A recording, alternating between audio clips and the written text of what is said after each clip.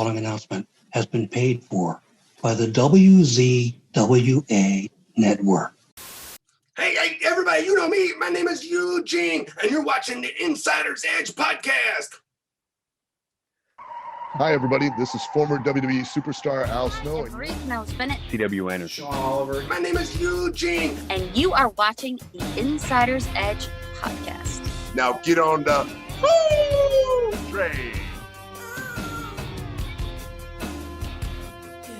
Ladies and gentlemen, welcome to the Insider's Edge podcast here on the WZWA Network in conjunction with Blue Wire Hustle. I am your host with the most on the West Coast, Karlifornia Infirri. It is so great to be with you once again, and I'm very excited here today because I have the opportunity to talk to a guy who I consider a legend in the sport of professional wrestling, especially in Ohio Valley Wrestling, especially in the WWE. He has done so many things, and I can't wait to dig deep into it. It is the one and only Nick Eugene Dinsmore. How are you, my friend? I'm doing fantastic. How are you? I'm good, bro. Really good. Really excited to talk to you today. After having such a great conversation with Doug Basham a few months ago, I just asked him at the end, do you have anyone that you know that maybe we might be able to get on the show? And he named you, and I'm like, count me in, bro. So this is going to be fun. Cool. So Nick, first question, as we usually ask everyone, is when you were a young man, how did you become a wrestling fan? The first time I saw professional wrestling was probably 1983, 1984. Looking back now, it was after WrestleMania 1. It was Saturday night's main event. Piper and Orton had turned on Paul Orndorff in WrestleMania 1. Orndorff went after Piper on Saturday night's main event, following up WrestleMania 1. And I saw him chasing around the arena, under the bleachers, into the back hall, down the hallway. Piper locks himself into a locker room. Then Uncle Elmer came on. Uncle Elmer got married. And then Hulk Hogan was on at the end. I'm like, this is what I'm going to do. This is it. I found it. So you were... I was probably eight or nine, eight, I think. Cool, man. So you were sold on the craziness immediately of what was taking place. For me, Absolutely. It was Survivor Series 1998. It was absolutely crazy, and it was just mind-blowing seeing everything take place. Okay, you're a fan as a young man. At what point do you think to yourself, this is what I want to do? Well, it was always in the back of my head. That's what I want to do. But, as we grow older, we get into high school and get into sports and many other things. And I sort of drifted away from watching it as religiously as I did before. But when I was a senior in high school, I was in the homecoming court, and they introduced me coming into a big auditorium. All the students were in school that day, and they said, well, he wants to be a WWF at the time pro wrestler. And there was a girl that was a couple of years behind me. She came up to me. She goes, well, my dad's a pro wrestler, and he's got a school in the town that we lived in. I was like, holy cow. And that was the Nightmare Danny Davis. And I went and met him and eventually started training there at the Nightmare Danny Davis School of Wrestling. Amazing, bro. I've heard nothing but just sterling reviews on Nightmare Danny Davis and what he's done for so many people. And the results speak for itself as far as I'm concerned with Ohio Valley Wrestling in the future. Tell me a little bit about how that experience was training under Danny. It was pretty cool. It was the end of the territory days. USWA still ran Louisville every Tuesday night. And that was the first goal was to wrestle for OVW, wrestle for Danny, and then eventually make it to wrestle for the USWA. And it was tough, but I was an athlete, so it wasn't too difficult. Some guys had a lot more trouble with it. And I just picked it up pretty quickly. My first match was about 6 months after I started training. And then there wasn't a whole lot of indies back then. It was USWA. You were either affiliated or you're an outlaw. And there was a couple outlaw shows. And as USWA broke down, I wrestled for some guys in Central City, Kentucky. But it was the first big goal was to wrestle for USWA, and I got to wrestle for them in April of '97. Right, that's cool, man. My next question is about OVW, and it's such a special time in your career, and a special place in wrestling history with all the talent that it produced. What was it about the OVW system that you feel worked so well? It was very good teachers. Danny was a great coach, great teacher, and then Rip Rogers was still wrestling at the time. He was still in ring, so I would wrestle Rip up to 3 times a week in front of a live audience. And that's really how you learn, is being in the ring with someone that has more experience than you, that leads you how to do it in front of live audience. And then when Cornette came on board, I mean, he was the one that started writing, and he, wrote for me perfectly. I was top babyface of the territory for a long time. So it was a good deal for me. That's cool, man. Yeah, we had Rip Rogers on the show a few months ago. I had to call him on my computer via Skype to his phone. And when it showed up on his phone, it said that it was a spam call. So he wasn't very happy about it. And when I finally called him back again and he answered, he said to me, what's this spam risk shit on my phone? If you fuck me on this, I swear to God, I will find you and I'll cut your fucking dick off. And that was the start of a wonderful interview between he and I. So. The Lords of the Ring with Rob Conway. You win 10 tag team titles there. Rob is someone who I haven't had many people mention much about on the show. So here's an opportunity for you to at least tell everyone out there what your fondest memories are working side by side with Rob. Well, so I started training May of '96, and then Rob started maybe 8 months later, and we were both similar age. We were both athletic. We both like to work out, and not that the other guys were not athletes, but they weren't great athletes. It was just guys from Southern Indiana and Louisville, Kentucky that wanted to be pro wrestlers. And, we were all working as a locker room, but Rob and I had, we had a lot of athletic ability, a lot of talent. And it seemed like the right thing to do to put us together as a tag team. So I've wrestled him probably more with him or against him more than anybody else in my career. Phenomenal. Probably him and Doug Basham, absolutely the number one, tied for number one in the best matches I've had.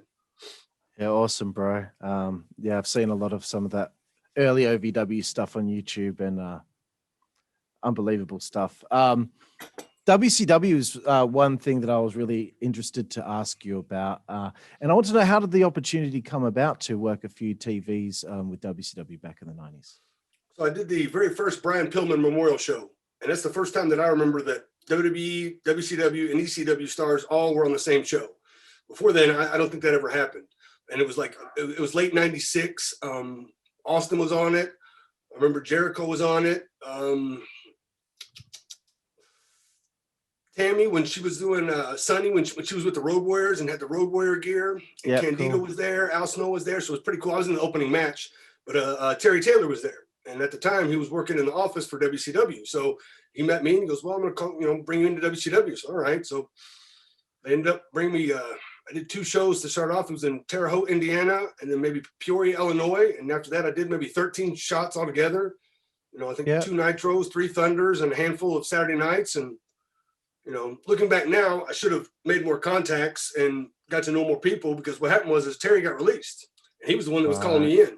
And after that, I was still getting booked. I was on the booking sheet, but nobody was calling and telling me. Oh, shit. But it turned out well, because Terry then got hired by WWE, and then I got signed for a developmental deal to wrestle at OVW, which I was already wrestling there anyway. So I was under contract. So it all worked out. Oh, that's cool, man. During your time there in WCW, you worked with Kaz Hayashi, Hoovy, Evan Courageous, Canyon, Wrath, Horace Hogan, The Cat, Norman Smiley, Scott Steiner, Van Hammer, etc., etc. Do you have any stories on working in it with any of those guys? Any interesting situations that arose? I mean, not really. I was intimidated by Steiner because he was so big, and it was a handicap match. It was me and Lenny Lane against Steiner. He's like, I'm going to pick you up and slam you on top of him. Whatever you want to do, that's fine. I took all his bumps, and it wasn't bad. But I remember that we would do Nitro on Monday, and then Saturday night was taped on a Tuesday, Wednesday off, and then Thunder was live on Thursday. And we're somewhere on the East Coast, on a beach town, and I wrestled Wrath the week before. So, hey, you want to jump in the car with me? Sure. So, and it was Davey Boy Smith was in the car with us, and I was like a huge Bulldogs fan. So I was like, oh my God. And I was like, just marking out in the back seat. And then we went to the hotel and we went to get something to eat. I went to the hotel, and then I walked next door to get something to eat. And he was sitting at a Denny's, at the bar eating. And I sat by a booth by myself, and he ate, and all the fans that were there were getting autographs from him. And he gets up and he goes, I'll call you in 10 minutes. We'll go to the gym. And I thought I was real cool then, in front of all the fans, he acknowledged me. So that's cool, man.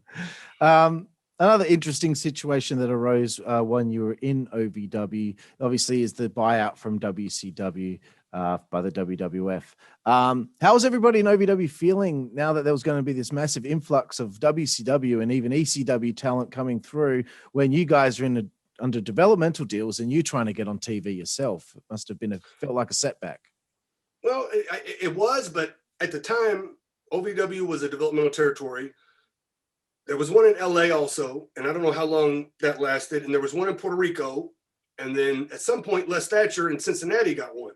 So there was actually 4 territories. And I mean, we were all, trying to get a spot and get in there. But the way I looked at it, like, I felt that I was a part of OVW that got signed because I was making far less than anybody else, all the talent that WWE found and groomed. And I felt like it was my job to help groom these guys. So I was wrestling with the first crop, Batista and Brock Lesnar and Cena and Victoria, Shelton Benjamin, Rico Constantino. That was like the first crew of people. And I never really thought I would make it to TV. I thought I was just a guy that, got lucky and got signed and I was going to work at OVW, which I was happy to do. Yeah. So, I mean, looking back, with all those WCW guys coming in, it did set a lot of us back. We probably could have been on air sooner, but all the guys that were on WCW were the same guys that I was starting with in WCW when I did those shots for WCW. All right. Lash LaRue and Elix Skipper, Alan Funk and Jindrak Reno and O'Hare. Yeah. Good crew of guys. Yeah, cool, man. So 18th of October, 1999, you wrestle a dark match on WWF Jacked against a guy by the name of Danny White. From my research, this was your first dark match in WWE. So how did that go, and what was kind of the feedback about Nick Dinsmore? Was that the first one? I could be wrong. Because I think it was Danny Basham, that's who it was, but they just called him Danny White, I think. Okay, yeah. I don't remember if that was my first one or not. The one I remember the most was the night after Owen died. Oh, we were extras on Raw. And like, I was so excited and so happy to be there. And the locker room was just like down. I mean, everybody's in tears and just like crushed. And I had a dark match against Kurt Angle before he was on TV. Oh, wow. And it was really cool. I went out there and we had a good match. We had a fun match. And I climbed to the top and I just stopped and listened to all the people. And he hit me with the Angle Slam. The next night, Smackdown. Actually, I think the next night was another Raw. I don't think Smackdown had started yet. They did a Raw on Tuesday. Right. And Rob wrestled Kurt Angle. And then I got to be an Undertaker Druid. Remember when they had the cross, the big iron cross, and they put Stone Cold on? I was the one of the Druids that carried it out one time when Austin pulled off the Druid mask and beat the hell out of everybody. So right, I mean, that's what I remember. Oh, that's incredible. So I wanted to know about what was the feedback backstage about you, and why wasn't Nick Dinsmore brought in earlier? Was it because they didn't have an idea of what to do with you? Is this what led to Rip Rogers coming up with the idea for Eugene? At the time, and it might, I don't think it's this way as much, but there was a disconnect between what was going on in the developmental system and what was going on in the headquarters of WWE. And for a writer to be able to write for a character, he has to get to know the person, and they have to be able to portray the character that he can write for. And there was never really that opportunity to sit down with a writer because they never came down when I first got signed. Eventually, a couple years in, they started coming down. And we would just go up and we would do our matches, and I never got any bad feedback. It was just, oh, looks good, keep doing whatever. It was just generic feedback, and I kept my mouth shut and my ears open, and I was there on time and smile on my face and shook everybody's hand. I do remember one time, a couple years in, I don't know where I wrestled, but Jim Ross came up to me and he's like, you need more facials. You need to have more facials. You got like Dean Malenko wrestling. You're just no facials. So then that's when I just turned it all the way up and I just overdid the facials. And I started doing it in training just to pop the guys in training and to entertain everybody that was, that was in training or was on the live events, just having fun. Again, I didn't think I'd ever be called up to TV. I thought I would just be a guy that would wrestle WWE's talent as they came in, and Cornette was writing me as top babyface, and I was fine with that. But then I just started I eventually got so comfortable with the wrestling that I could do that in my sleep. And now I was just making over the top dramatic faces. And that was about the time that Rip came to me and gave me the idea about Rip's son has autism. And he's like, what about a wrestler that, isn't very social, but maybe can't tie his shoes, can't put a square peg in a square hole, has difficulty talking to people. But the minute he gets in the ring, he can do everything perfect because he's watched it his whole life. Yeah. And I thought, well, that's pretty cool. So a couple months went by and the agents would come down. Arn, Fit, Ricky Steamboat, Dean Malenko, and I think I pitched it to Arn, and Arn's like, no, I pitched an idea of what about a character that, just like I told you, can't tie his own shoes, has difficulty talking, but he does great, an idiot savant of wrestling. And Arn's like, I don't think we do that anymore. WWE's kind of gone past that. Okay. A couple months later, the writers came down, and I pitched it to the writers. And they're like, no, Vince wouldn't do that. That isn't something that WWE does. Okay. So I'd seen a lot of guys complain and then get called up. The squeaky wheel gets the oil, right? So I told Doug Basham, I said, I think I'm going to quit and try to go to Japan, which I had no intention of doing that. But I was at home in a territory where we didn't travel very far, sleeping in my old bed every night, working in class 4 days a week and maybe 3 shows. I was doing pretty well by this time. I've been signed for 5 years. Doug told, I think, Dean Malenko, Dean told Johnny Ace, and next thing I know, I'm sitting in a meeting with Vince McMahon. Stephanie was there. Oh my gosh. Vince goes, I want to get back to character-based wrestling. So I just blurted out the character, just like I told you. And he pretty much goes, great, we'll start on Monday. Really? Okay. So, but Stone Cold was there, I remember, and I don't remember when it was. It was early in 2004, maybe February of 2004. And I don't remember what Austin was doing, but Austin walks in, and Vince goes, Steve, you ever seen this guy wrestle? He looks at me and goes, no, I don't think I have. And I said, well, I was trained by Danny Davis. And I knew Danny knew Steve Austin from wrestling in Dallas. Yeah. For Global. And he's like, oh, well, then he's probably one of the best. And it was like that vote of confidence that pushed me over the edge that then Vince said, okay, let's run with it. But I don't think they thought I could pull off the character. Right. They thought it would be a flop. And then, because it was getting time where I was either going to have to be called up or probably be released, because it was like, they didn't have a whole lot of money invested in me, but yeah. At a certain point, it's like, he's either going to just be an OVW guy or we're going to release him or we're going to put him on TV. So the first time I wrestled as Eugene, I wrestled in St. Louis. It was the same time as the NCAA Final Four basketball. So we wrestled in the afternoon in St. Louis, and the NCAA was at night. And it was probably about 6,000 or 8,000 people in the crowd, good crowd. And I wrestled Lance Cade. And thank goodness I wrestled Lance Cade because he knew how to wrestle with a gimmick wrestler. And okay. I'd never been on TV. People had never seen Eugene. They didn't know who I was. And Lance beat the bejesus out of me. And by the end of it, I got beat, and the people are chanting Eugene's name. And I remember walking back through the curtain, and it was Hunter, Stephanie was there, Arn, Fit, all of them out of their chairs, giving me an ovation. And Arn's like, Triple H, like, you embraced the character. You became the character. And I think that's some things maybe guys don't do now. They go out there and try to pretend to be a wrestler or pretend to be whatever gimmick they're supposed to be, as opposed to just all in being whatever it is. Yeah. But it's got to be something that and you understand.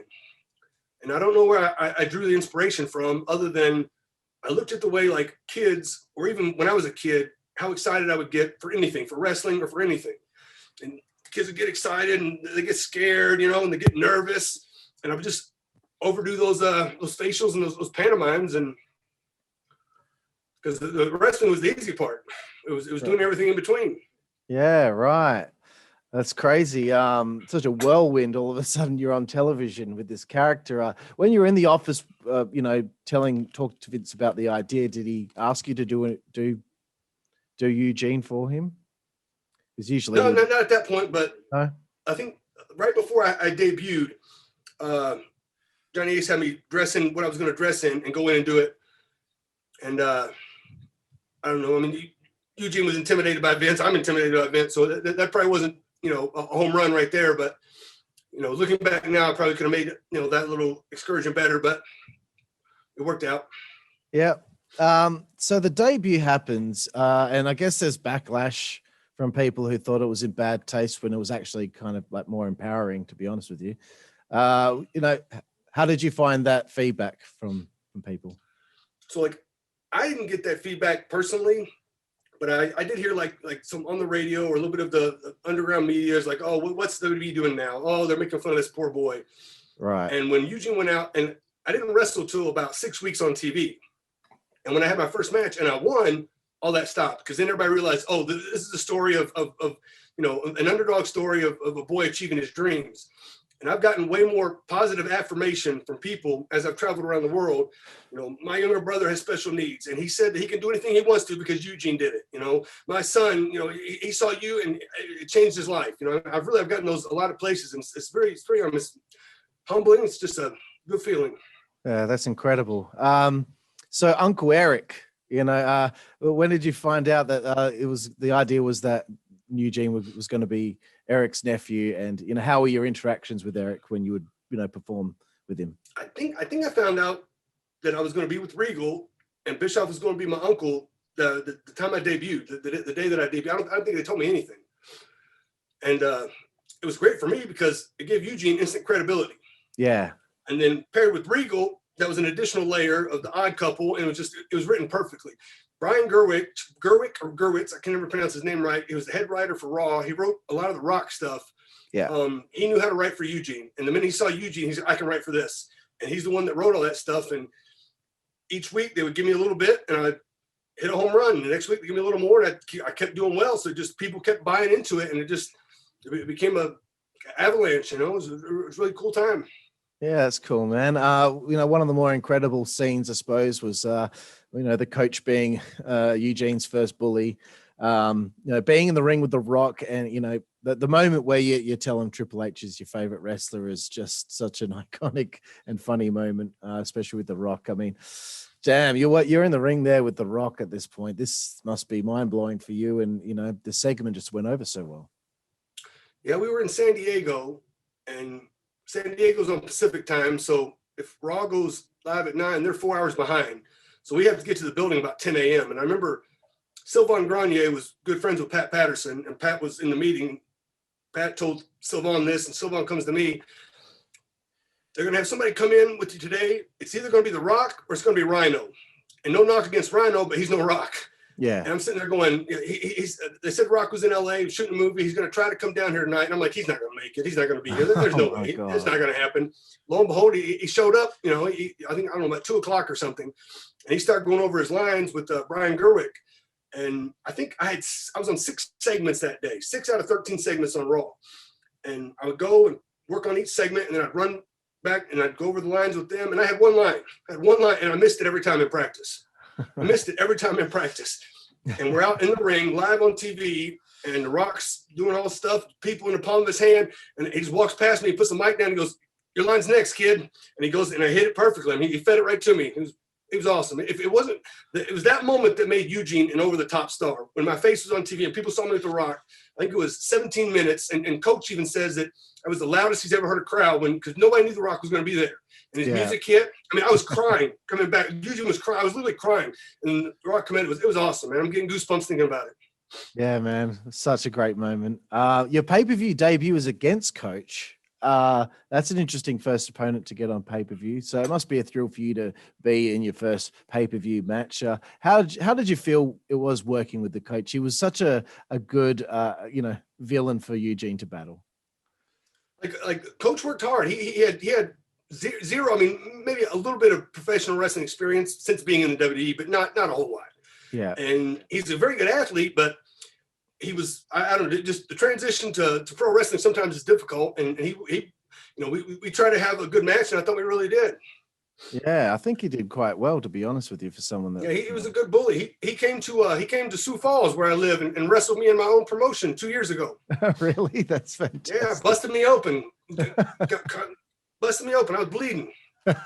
Coach coming for revenge all these years later. That's brilliant. So how was the locker room receiving you and the character at the time? Would it be a sellout at the monitor when you're in the ring or doing anything? Yeah, it was one of the things that, like, when Eugene would do something and then everybody would start imitating it throughout the day, or everybody wanted the T-shirt. And whenever there's something good on Raw, whenever something good, all the locker room, they want the T-shirt, and it's really refreshing to see somebody, get that push and get elevated like that. And all the guys that were in the locker room were all guys that I knew that I trained in OVW. Right. You know, cool. Randy was there, Batista was there. I mean, it was all the guys that I had known for a while. So it really wasn't like I think sometimes when guys would go to the locker room and all of a sudden it's a whole group of people that they don't really know. And then it can become intimidating. But by the time I made it there, all the other guys were there. So it was like I just fit right in. That's cool, man. You work with and defeat Ric Flair at a house show in Toledo, Ohio, 7 days before working with Triple H at SummerSlam. Please tell me, what was it like working with Ric Flair? Oh, Rick was awesome. He paid me probably one of the best compliments I've ever been paid. After the match, he goes, "I didn't know you knew how to work." and by that, like, he goes, "I hit you and you stay down until I come and get you. Everybody else gets up." And he goes, "I got to hit you again. You stay down." It was like, he was really impressed. But I mean, that's the way I was taught. And that's, make the most out of everything. If somebody hits me, I'm going to act like it hurts. Because most of the time, people really hit me. I don't want to come. I don't want to. If I get up, I get another one. I know that, so I'm going to stay down. But it was awesome to work with Rick. I mean, he was had the crowd in the palm of his hand, doing all this stuff. I got to put his robe on in the pay-per-view where I tagged with him. I got to put on his robe, so it was pretty cool. Good times. So how surreal was it to finally be in a big time match at SummerSlam against somebody like Triple H? It was awesome, except that's when the crowd turned on Eugene. Like we were in Toronto, and they just totally it was like what Lawler used to say, it was like Bizarro land, right? They cheer for all the heels and boo the baby faces, and that's the way it was. And it was like I was in the position where I was following, and I just went with what I was told, and I feel like I did well. We did what we were, I did what was wanted of me, but it was challenging because the crowd, like, I can imagine, didn't want to see Eugene. They want to see Eugene get beat up. It's just the craziest thing that they would actually turn on Eugene. And it would have been very difficult to continue working that match in the manner I guess you two had organized with one another. But soon after this, you win the tag team titles with William Regal. So this is a pretty big moment in your career, especially with someone like Regal, who's just an all-time legend. How did it feel to achieve that? I was pretty cool. Like, when I started on the road, he said, "Why don't you ride with me?" And then Tajiri was in the locker room, so it was Regal and Tajiri and I, and it was like Barnum and Bailey's circus, the three of us. And it was constant comedy and just laughing. It was a really good time.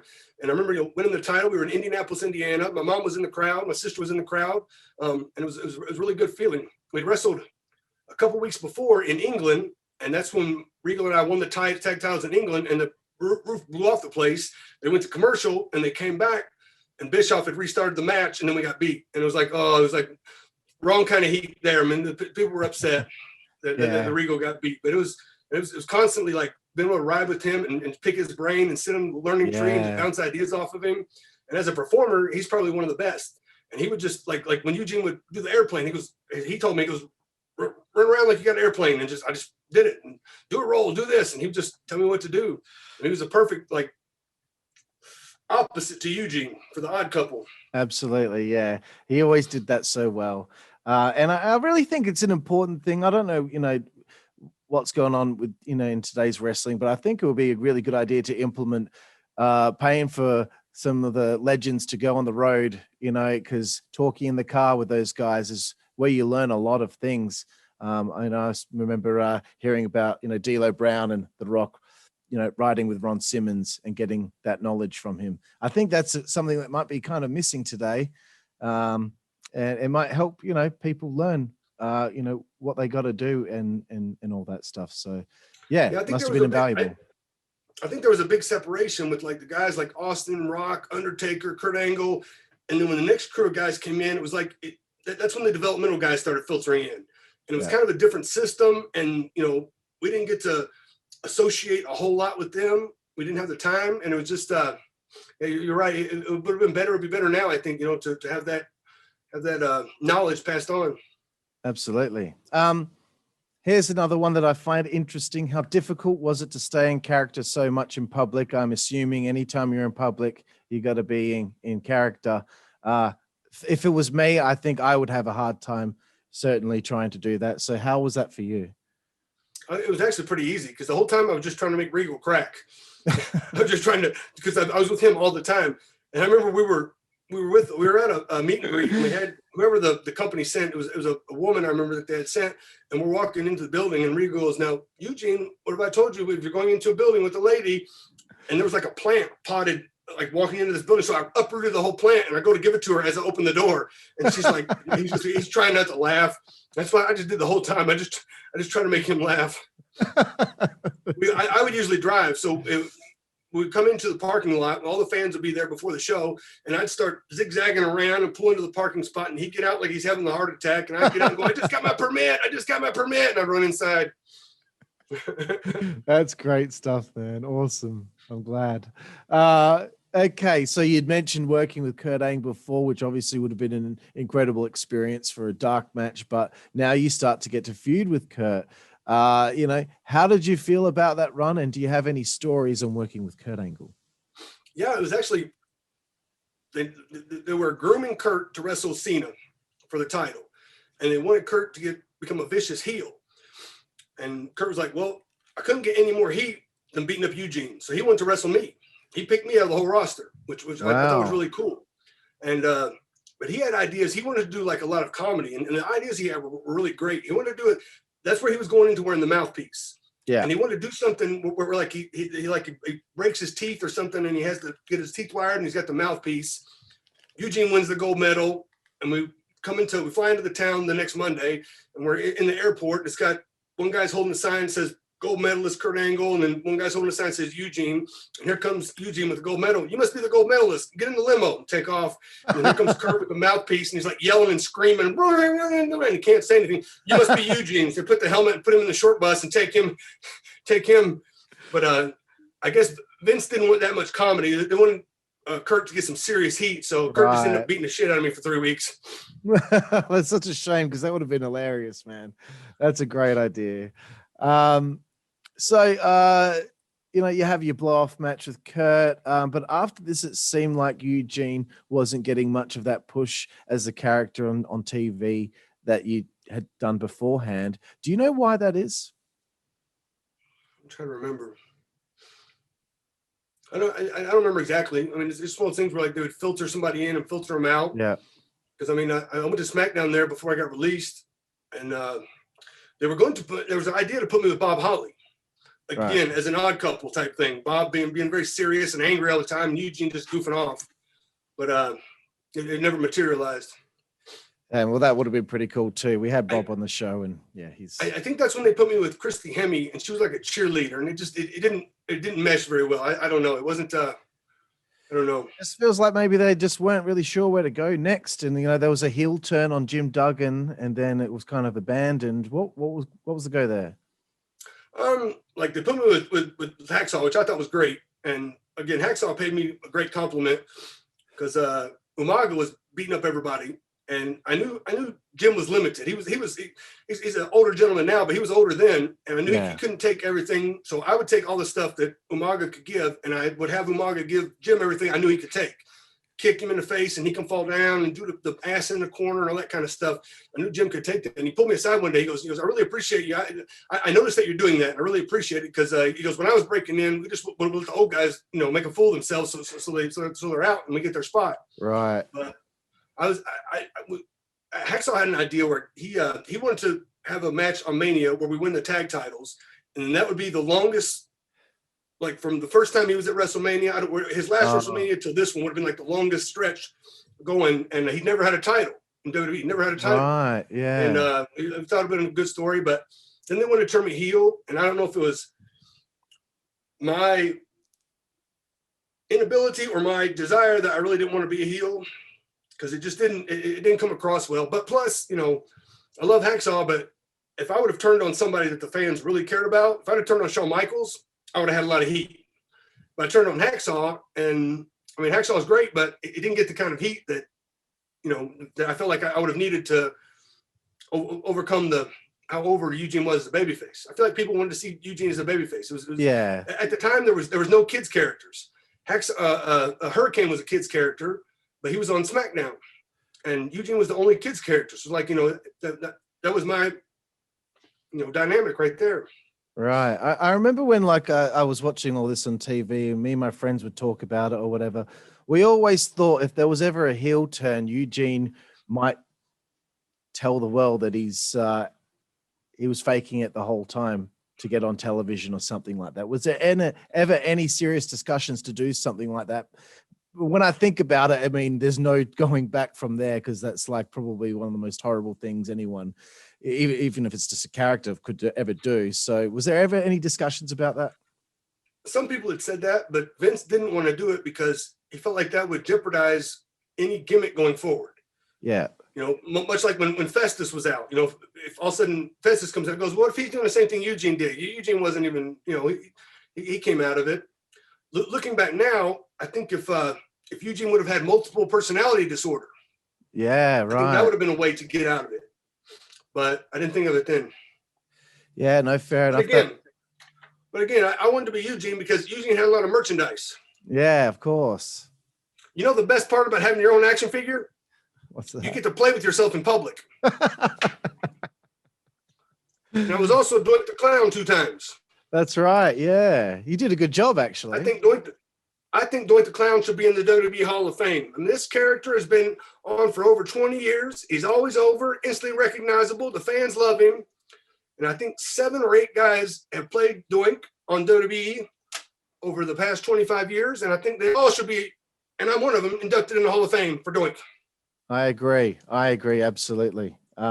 What a great character that was, especially the initial character when he was a heel. I loved that stuff. So what happened when you were released in 2007 and why? I'd injured my knee before I wrestled Kurt at SummerSlam. I injured in January, and I wrestled Kurt. SummerSlam was in, I don't know, July or August, whatever it was in. And normally torn patella takes 9 months, 10 months of rehab. And the doctor cleared me after 6 months. And when I'll go back and watch those matches that I had with Kurt, I was nowhere near ready to be released to wrestle. I couldn't run. I couldn't pivot. You know, I was still walking with a limp. I mean, I wasn't ready. But I tried to force myself through it and used a lot of medication to do it. And one fateful night in England, I took a little bit too many of this and too many of that and had a couple beers and passed out in the lobby of a hotel with my underwear with all the fans and Triple H. Oh, my gosh. So, okay. Got sent on a little mandatory vacation, and I came back. And then the WWE doctor said, you can go ahead and keep taking that stuff. Just don't take the somas, because the somas are the drug that killed everybody, most of the wrestlers, because it's a muscle relaxer. It suppresses your breathing. But this was back in a time when doctors were really opiating. I think that's the word I want to use. The public. And that's when it was a mass flood of opiates that they pushed on people, and they were writing them, you know, like they were candy. So it was just. And I feel like if the doctor said you could do it, and the WWE doctor said, here, yeah, you could take those. And then I ended up getting popped on a drug test and got released. Right. So it was more of an accident than anything, that you just one night you just had a few too many and mixing that with alcohol. Well, I ordered food up to the room, and I had a tray, and I was trying to set the tray out in the hallway, and the door shut behind me. I didn't have my key. All right. So then I was going to go down to the lobby, and I didn't make it. Oh man, that sucks. How did it come about to return to OVW in 2008, and how did it feel being back home? I'm sure the OVW diehards were happy to have you back. Well, right before I got released, I had moved back to Louisville because they were going to put me as a coach in OVW. And then I got released, but you know, I still went to wrestle. When I was wrestling independents, after I got released, I was wrestling more on the independent circuit than I was when I was under contract with WWE. And I was wrestling every weekend. And I just went back and I wanted to be involved, you know, with OVW and with Danny. And I started again. Before I made it to TV, I was teaching the beginner's class at OVW, and I wanted to go back and start teaching that class again, which I did. And, you know, just jumped right back in. Yeah. One thing I found was interesting, and I remember this, in 2009, you were brought back and you had one match with the Miz for a contract, only to lose and then be released again 4 days later. What happened there? They wanted to bring Eugene back. When they came to Louisville, I went over and they saw me, and they wanted me to. The term was to be a carpenter, which is more experienced guy that might not be on TV. He might be on TV, but wrestles all the live events with the up and coming wrestlers and kind of grooms them. All right. So then I got signed. I was under contract for a couple of weeks, and then I went to a TV, and I wasn't in the type shape that they thought I should be in. I didn't think Eugene needed to be a bodybuilder, but I guess Vince was not pleased with it. So the next week, out of nowhere, they called me, "Hey, you come to Canada?" I was like, "Oh, I know what this means." So, shit. What means most to you about your run in WWE? I guess it was just achieving that boyhood dream of wrestling for the WWE. You know, it's like I feel like a lot of people have those kinds of dreams, but they never see it through, or never get opportunities, or maybe are never good enough. And I don't necessarily think I was the best wrestler ever, the best athlete, but I found a niche and I did well. And what means most to you about OVW? I don't know. There's a lot of fond memories. I mean, I look at Danny Davis like a father figure, and the time in OVW was like very special. I was learning, I was experiencing, I was just getting my feet wet, and it was a good atmosphere to do it in. I guess back in the days, they used to just try to run off people, try to take their money and run them off. But Danny wanted to train guys, especially guys that had some bit of talent. And Cornette pushed for us to get signed, and Rip really wanted to see us all learn. So it was just a culmination of good people looking out for me. Yeah, man, cool. So this is a strange question, but I thought maybe it might be an interesting one. What has Nick Dinsmore learned the most from Eugene?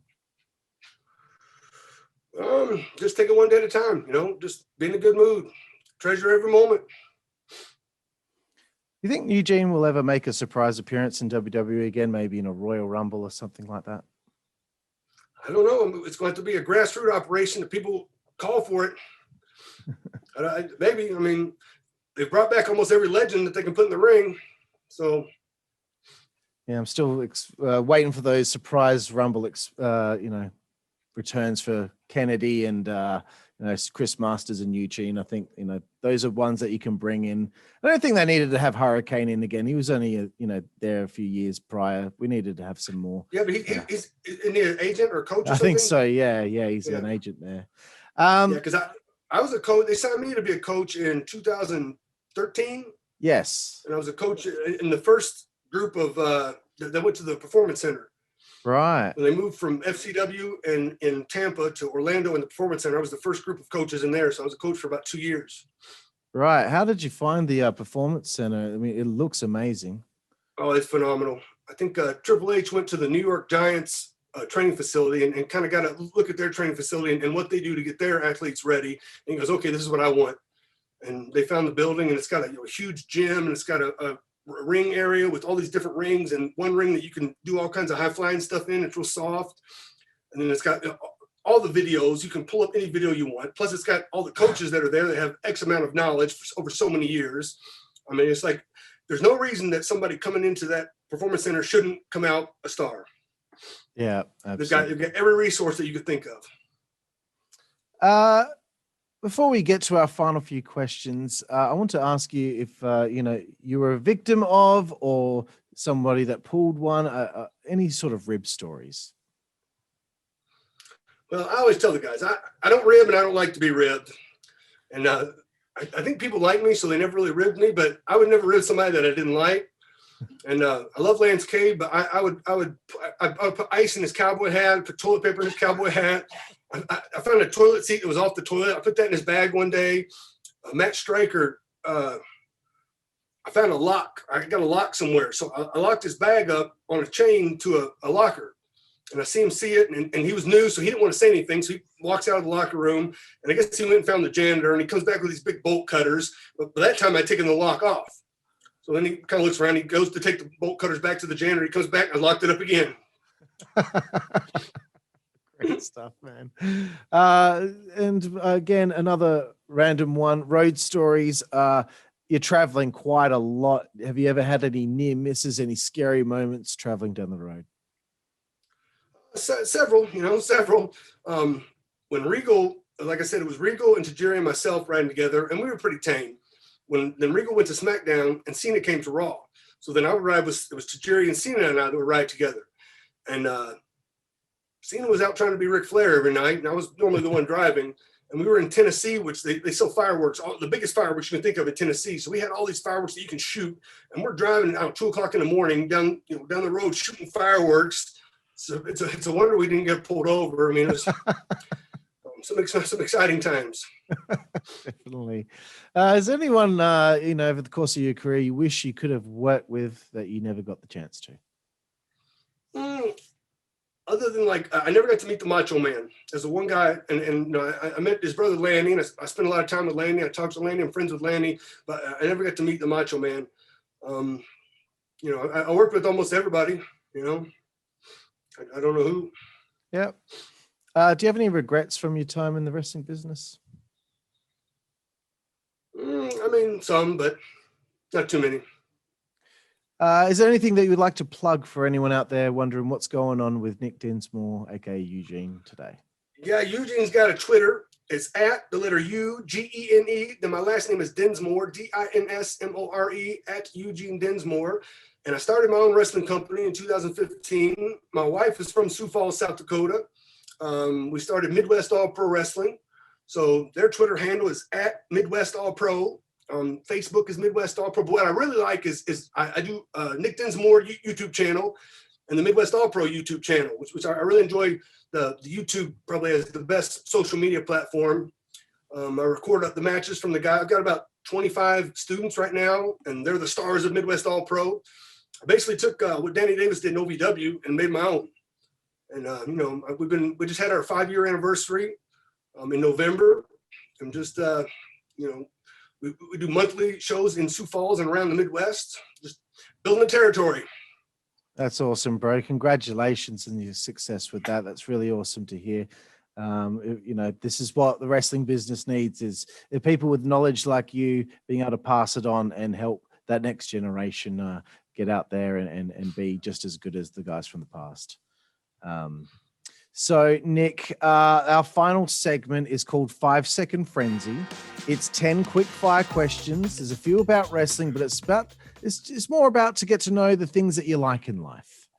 So here we go. Nick Dinsmore, Eugene, 5-Second Frenzy, your favorite wrestler?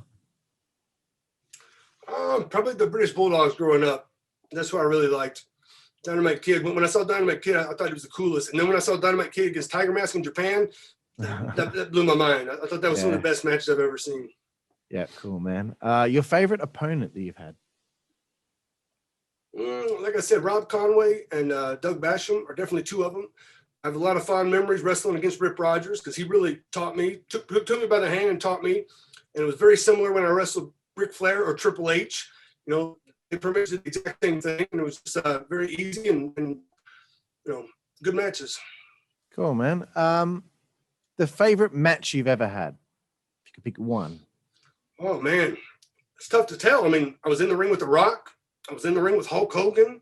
I was tag team champion. I even pinned Vince McMahon. But I think I know the moment in my career that I look back on the best. The moment in my career was the day that I met my wife. Awesome, bro. Got to give the shout out to the woman. Favorite book?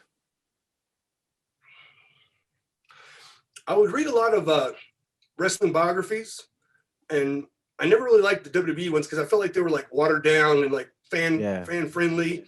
But Terry Funk and again Dynamite Kid, those were two of the books that I would read over and over again and really enjoyed. Terry Funk has a great book. Awesome. I'll have to check that one out. Favorite TV show? Man, I like watching documentaries. I watch the History Channel. I watch old wrestling shows on YouTube, like USWA or like old NWA or WCW. But you get me a conspiracy theory, podcast or a conspiracy theory documentary, I'm all in. Yep, cool, man. Favorite film? I don't know, man. It's been a long time since I've been able to sit down and sit through a whole film. We're talking about Brian Gerwitz wrote all that for The Rock, wrote for Eugene. He wrote a movie for Eugene. Really? And they told me right before I got, soon before I got released, one right before, but it was a couple months before that we were going to, go into production on this. I'm like, oh my gosh. And I got released. So then that movie they gave to Big Show, that was the movie Knucklehead. Really? Oh my gosh. That was I'm pretty sure because I haven't seen the whole movie, but for what I've seen, that's what he kind of told me. Like a boy who was trying to get into wrestling and couldn't, he's orphan and couldn't really, wasn't really social and just kind of an outcast. And yeah, that was the movie that was written for Eugene. Wow. Well, awesome, man. Your favorite musical artist? Man, I don't know, man. I got a lot of people on my iTunes. Everything from the Beatles to Van Halen to Van Hagar. Yeah, like a lot of them. Yeah, that's some of my shit. Even too. Nirvana. Yeah, cool, bro. Favorite food? Man, again, I'm easy to please. I like breakfast food. I like pancakes. I like steak. I like pizza. Nice. Favorite place to eat on the road? We would always go to like an IHOP or a Cracker Barrel or Denny's or someplace like that. Sometimes we would go to like a steakhouse. It just kind of depends on what was nearest. Yeah, Waffle House. That's always a popular Waffle one. House. Your favorite alcoholic beverage? I used to drink beer, but I haven't drank beer in a while. But I drink Merlot, red wine. Nice. I like Merlot. I'm on a Cab Merlot tonight, so it's a bit cold here. Believe it or not, in Australia, it's cold tonight.